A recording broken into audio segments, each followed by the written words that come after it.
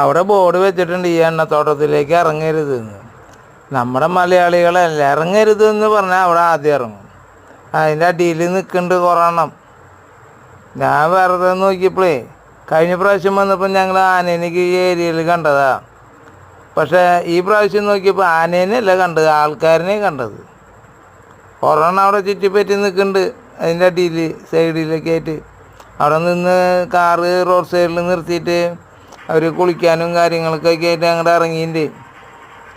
4-5 പേര് അവിടെ നിൽക്കുന്നുണ്ട്.